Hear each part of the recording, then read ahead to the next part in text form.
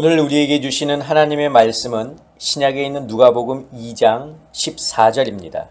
제가 봉독하겠습니다. 지극히 높은 곳에서는 하나님께 영광이요 땅에서는 하나님이 기뻐하신 사람들 중에 평화로다 하니라. 아멘. 기도하겠습니다.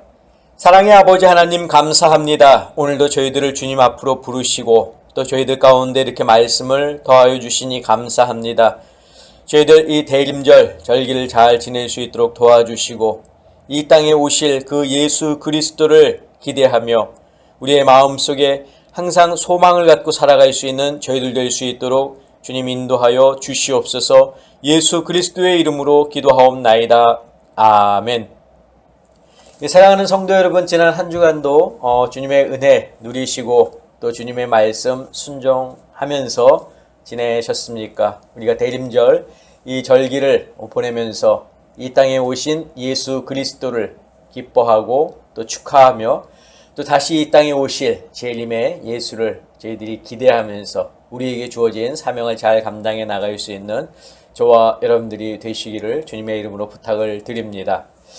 자, 오늘은 우리가 대림절 두 번째 주일로 드리고 있습니다. 지난주에도 말씀을 드린 것처럼 대림절은 예수님께서 탄생하신 성탄절 전 4주간을 의미합니다.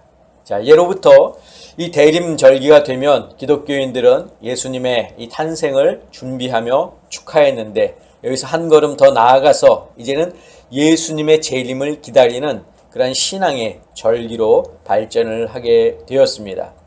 자, 그래서 대림절이 갖는 신학적 의미는 기다림이다 라고 말할 수 있는데 이 기다림은 하나님의 구원 계획의 시작을 알리는, 즉 예수님이 인간의 몸을 입고 이 세상에 오신 초림에 대한 기다림과 또 세상의 구원과 심판을 위해서 이 땅에 다시 오시는 재림에 대한 기다림입니다. 자, 대림절의 가장 대표적인 상징이 하나 있다고 그랬죠? 대림절 화환입니다. 대림절기가 되면 교회나 가정에서는 하나님의 영원성과 또 무한한 사랑을 상징하는 이 대림절 화환을 만들고 5개의 초를 두어서 예수님의 탄생을 기념합니다. 자, 지난주는 대림절 제 첫 번째 주로서 첫 번째 초가 상징하는 소망에 대해서 제가 말씀을 드렸는데 이사야 선지자는 죄로 인해 하나님과 단절된 이스라엘이 주변 강대국의 잦은 침략으로 어려움을 겪고 있을 때 흑암에 행하던 백성이 큰 빛을 보고 사망의 그늘진 땅에 거주하던 자에게 빛이 비치도다 라고 예언하면서 고통과 두려움 속에 살아가던 백성들에게 소망의 메시지를 전했습니다. 자, 소망은 어려움 가운데 있는 사람들이 그것을 잘 참고 이기며 나아갈 수 있도록 용기와 희망을 줍니다.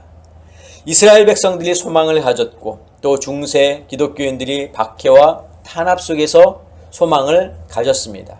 그리고 이 시대를 살아가는 우리 성도들도 소망을 가지고 살아가야 합니다.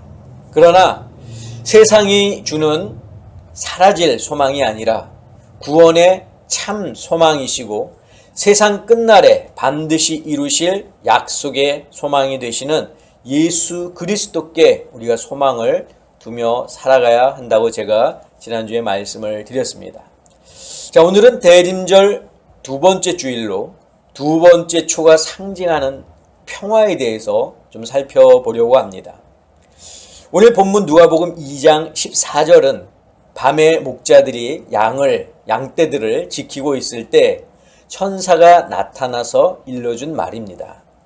천사는 목자들에게 온 백성에게 미칠 큰 기쁨의 좋은 소식을 전한다며 너희를 위하여 구주가 나셨다고 말했습니다. 자, 그때 수많은 천군이 그 천사와 함께 하나님을 찬송하며 전해준 말이 지극히 높은 곳에서는 하나님께 영광이요 땅에서는 하나님이 기뻐하신 사람들 중에 평화로다. 오늘 본문이죠.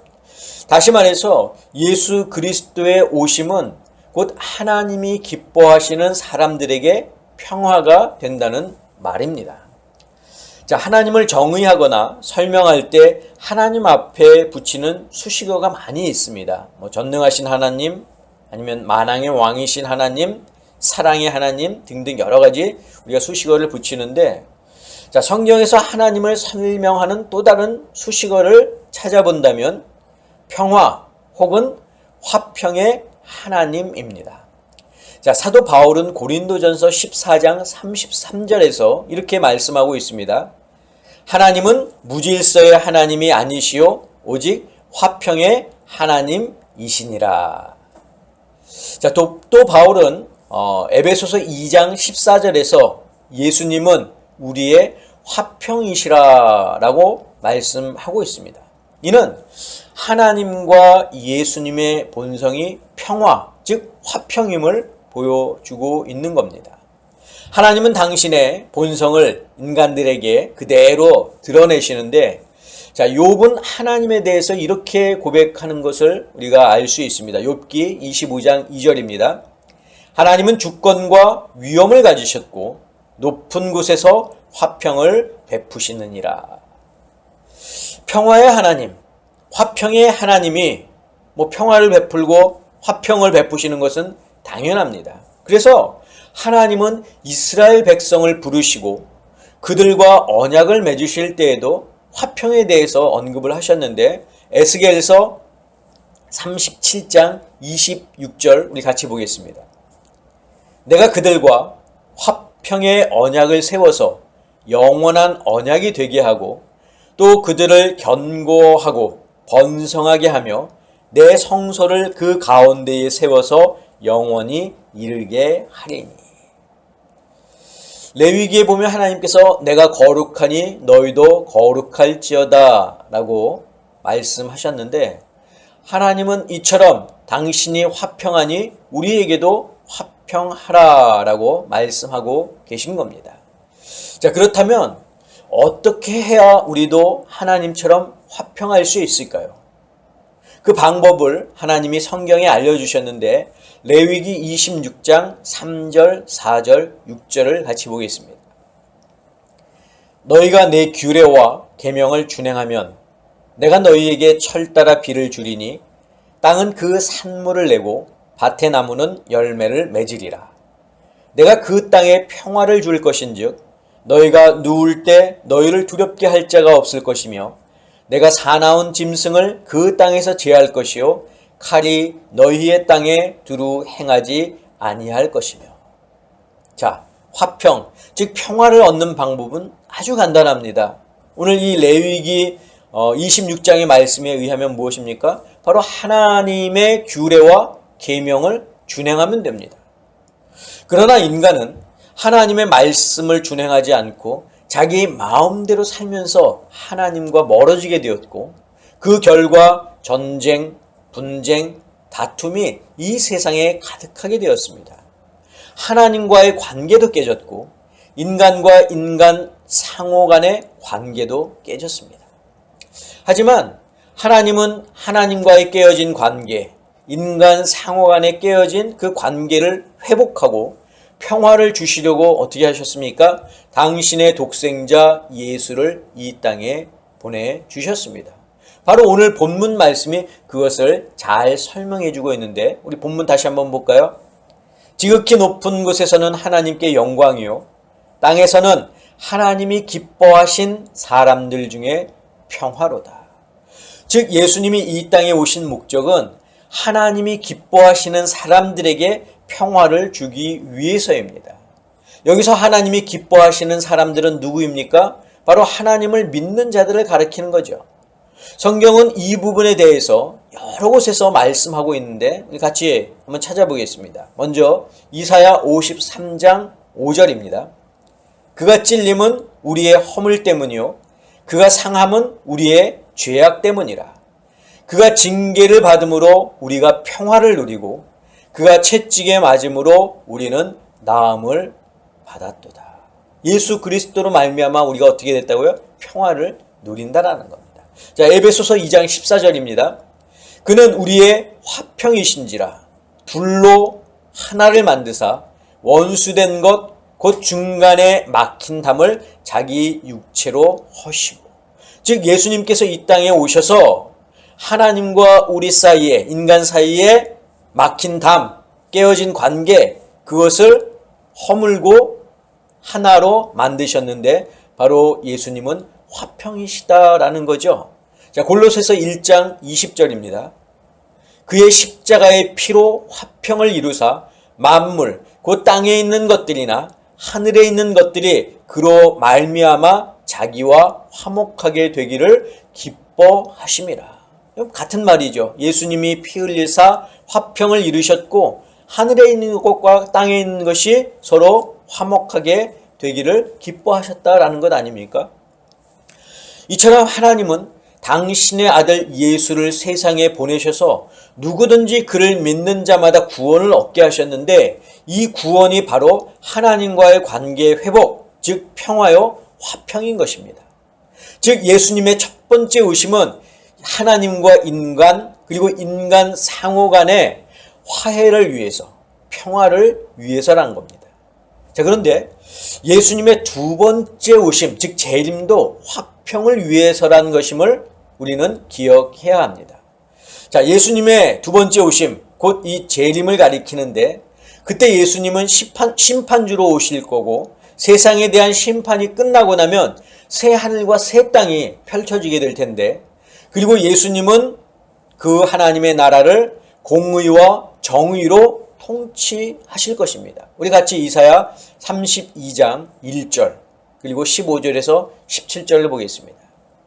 보라, 장차 한 왕이 공의로 통치할 것이요 방백들이 정의로 다스릴 것이며 마침내 위에서부터 영을 우리에게 부어 주시리니 광야가 아름다운 밭이 되며 아름다운 밭을 숲으로 여기게 되리라. 그때에 정의가 광야에 거하며 공의가 아름다운 밭에 거하리니 공의의 열매는 화평이요 공의의 결과는 영원한 평안과 안식이라. 무엇을 이야기합니까? 예수님께서 다스리는 그 나라는 공평과 정의로 다스리게 되는데 그 결과, 그 열매는 무엇이라고요? 화평이라는 겁니다. 평안과 안전이라는 것이죠. 결국 예수님의 오심은 우리를 죄 가운데서 구원하시기 위함이요, 또 구원의 마지막은 하나님의 화평이요 영원한 평안과 안전이라는 겁니다. 자, 그렇다면 이 대림절을 맞아서 앞으로 다시 오실 예수님을 기다리는 동안 성도들은, 우리들은 이 땅에 머물면서 무엇을 준비해야 하겠습니까? 바로 예수 그리스도께서 이루실 화평을 우리도 우리 가운데 실천하며 기다리는 겁니다. 그러므로 성도는 화평을 따르는 자가 되어야 하는 겁니다. 자, 사도 바울은 디모데 후서 2장 22절에서 이렇게 말씀하고 있습니다. 또한 너희는 청년의 정욕을 피하고 주를 깨끗한 마음으로 부르는 자들과 함께 의와 믿음과 사랑과 화평을 따르라. 여러분, 세상의 정욕은 우리를 죄 가운데 빠지게 유혹합니다. 우리가 하나님에게서 멀어지도록 만듭니다. 그러나 믿음 안에서 화평을 따르는 자는 결코 세상의 유혹에 빠지지 않습니다. 사도 베드로도 비슷한 말을 했는데 베드로전서 3장 11절을 보겠습니다. 악에서 떠나 선을 행하고 화평을 구하며 그것을 따르라. 즉 우리가 선을 행하고 화평을 구하며 따를 때 악에서 떠날 수 있음을 말해주고 있는 거죠. 히브리서 기자도 히브리서 12장 14절에서 똑같이 말하고 있습니다. 모든 사람과 더불어 화평함과 거룩함을 따르라. 이것이 없이는 아무도 주를 보지 못하리라. 여러분, 우리가 사는 이 세상이 얼마나 악합니까? 얼마나 타락했습니까? 하나님의 말씀을 잃어버렸기 때문입니다. 하나님의 말씀을 가볍게 여겼기 때문입니다. 그러나 이제 우리는 말씀을 지키고 말씀에 순종해야 합니다. 그리고 모든 사람과 더불어서 화평함과 거룩함을 회복해야 합니다. 그러므로 성도는 화평케 하는 자가 되어야 하는 거죠. 예수님도 이렇게 마태복음 5장 9절에서 말씀하셨습니다. 화평하게 하는 자는 복이 있나니 그들이 하나님의 아들이라 일컬음을 받을 것이요. 여러분은 하나님의 자녀입니까? 그러면 화평케 하는 자가 되시기를 바랍니다. 자, 그러면 어떻게 해야 화평케 하는 자가 될 수 있을까요? 제가 세 가지로 간단하게 말씀을 드릴 텐데, 첫째로 화평케 하는 자가 되기 위해서는 화평의 복음을 전해야 됩니다. 사도행전 10장 36절에서 누가는 이렇게 말씀하고 있습니다. 제가 공동번역으로 읽어드리겠습니다. 하나님께서는 이스라엘 백성에게 당신의 말씀을 전해 주셨는데 그것은 만민의 주 예수 그리스도를 시켜 선포하신 평화의 복음입니다. 여러분, 예수님께서 이 땅에 오셔서 전하신 복음은 평화의 복음입니다. 평화의 복음이면서 구원의 복음인 거죠. 이제 우리가 이 평화의 복음을 어떻게 해야 됩니까? 세상에 전해야 됩니다. 분열과 다툼과 전쟁이 가득한 이 세상에 평화의 복음을 들고 나아가 복음의 참뜻을 전하고 구원의 복된 소식을 알려야 하는 거죠. 바로 우리 성도들이 이 일로 부름을 받았다는 겁니다. 자, 둘째로 화평케 하는 자가 되기 위해서는 화평의 일을 세워야 합니다. 자, 사도 바울은 로마서 14장 19절에서 이렇게 말씀하고 있습니다. 그러므로 우리가 화평의 일과 서로 덕을 세우는 일을 힘쓰나니. 여러분, 바울이 이 말을 하게 된 배경에는 성도들 간에 서로 비판이 있었기 때문입니다. 서로 남을 판단했기 때문입니다. 남을 배려하지 않고 자기 생각만 옳다고 주장했기 때문입니다. 여러분, 교회 안에 이런 일들이 발생하면 문제가 생길 수밖에 없습니다. 배려하지 않고 서로 비판하고 판단한다면 여러분, 그것이 덕이 되겠습니까? 그렇지 못하죠. 서로 당을 지을 수밖에 없습니다. 갈라질 수밖에 없습니다. 하나가 될 수가 없습니다. 그래서 사도 바울이 말한 거죠. 우리가 화평의 일과 서로 덕을 세우는 일을 힘쓰나니.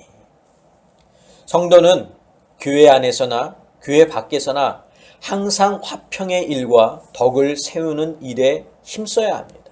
내가 조금 손해보더라도, 내가 조금 불편해도 그것을 참고 이기며 우리가 화평에 또 덕을 세우는 일에 힘쓰실 수 있기를 간절히 부탁을 드립니다. 자, 셋째로 화평케 하는 자가 되기 위해서는 성령의 열매를 맺어야 됩니다. 여러분, 갈라디아서 5장 22절에 보면 성령의 9가지 열매가 나오고 있죠. 그 중에 세 번째로 언급하는 성령의 열매가 무엇입니까? 바로 화평입니다. 오직 성령의 열매는 사랑과 희락과 화평과 세 번째로 언급하고 있지 않습니까? 성령의 열매는 아무렇게나 해서 얻을 수 있는 열매가 아닙니다. 성령의 도우심이 있어야 가능한 거고 내 안에 성령님이 계셔야 맺을 수 있습니다. 성령의 인도하심에 순종해야 얻을 수 있는 것이 성령의 열매라는 거죠. 바로 화평이 그렇습니다. 우리는 화평케 하는 자가 되기 위해서 끊임없이 성령의 도움을 구하며 살아야 됩니다. 화평의 일을 세우는 것도 화평의 복음을 전하는 것도 마찬가지입니다. 사랑하는 성도 여러분, 예수님은 이 세상의 평화의 왕으로 오셨습니다. 하나님과 인간의 깨어진 관계를, 인간 상호 간의 깨어진 관계를 회복하고 화평케 하셨습니다. 그리고 그의 다스리는 나라는 평화의 나라가 될 것입니다. 저는 우리 아름다운 교회 성도 여러분들이 대림절기를 맞아서 세상에 구원을 위해 오신 예수 그리스도의 탄생을 기뻐하고 평화의 왕으로 다시 세상에 오실 예수 그리스도를 기다리면서 화평케 하는 자가 되기를 위해 기도하고 수고하고 인내하는 하나님의 귀한 성도들이 되시기를 주님의 이름으로 간절히 축원합니다. 기도하겠습니다. 사랑의 아버지 하나님, 감사합니다. 대림절기를 맞이하여 오늘 저희들이 이 땅에 평화의 왕으로 또 화평을 주시기 위하여 오신 그 예수 그리스도를 생각하며 우리도 그 주님께서 다시 오실 그 날을 기대하면서 이 땅에 살아가는 동안 주님께서 이루실 그 화평을 함께 이루어갈 수 있는 저희들 모두가 되게 하여 주시옵소서. 이제는 우리 주 예수 그리스도의 은혜와 하나님의 그 크신 사랑하심과 성령님의 교통하심이 오늘 말씀을 듣고 주님의 말씀에 따라 살기를 다짐하고 화평케 하는 자가 되기를 소원하는 사랑하는 당신의 성도들 머리 위에, 저희들의 가정 위에, 건강 위에, 자녀들 위에, 직장과 사업과 일터 위에 지금부터 영원까지 함께 하옵시기를 간절히 축원하옵나이다. 아멘.